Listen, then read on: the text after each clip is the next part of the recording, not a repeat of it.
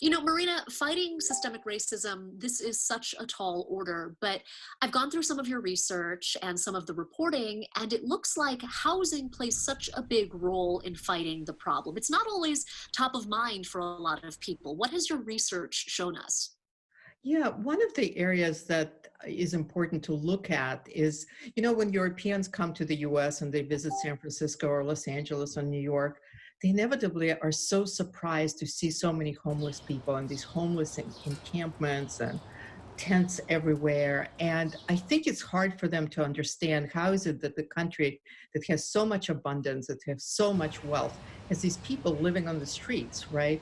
And for us, we know this, we don't like it, but we don't have any kind of demonstration saying homeless lives matter. Europeans think about housing as a human right, as a utility. Everybody deserves a place to live, and everybody deserves a place that they can afford to live in.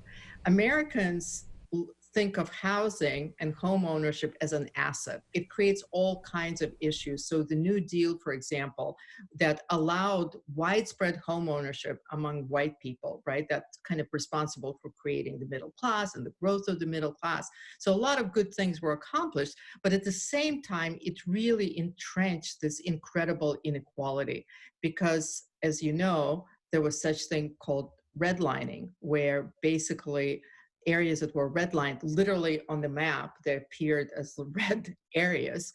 They couldn't get financing. So people couldn't afford to buy homes.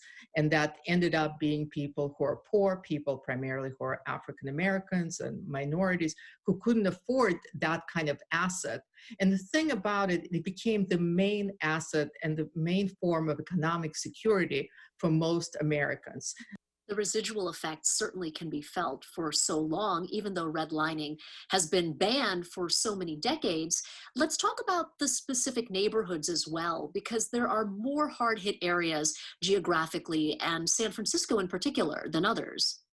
Yeah, in San Francisco, if you look at those old maps of redlining, you could see those areas that were redlined, and it's the Fillmore area, the Western Addition, and those areas have undergone tremendous redevelopment.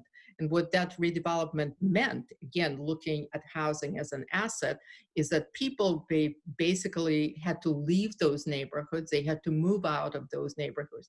There were not enough housing units built that those people could afford. So if you look from 1970s until today, the African American population in San Francisco has declined in half, was cut in half.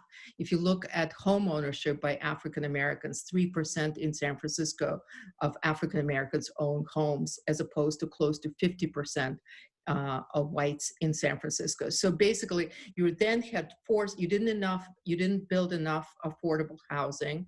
People had to move out of the area. That area was basically redeveloped for luxury apartments mostly and for homes for more well-to-do people. So you create the shortage of affordable housing. Marina Gorbis, Executive Director for the Institute for the Future. Thank you so much for joining us. Thank you very much, Dion.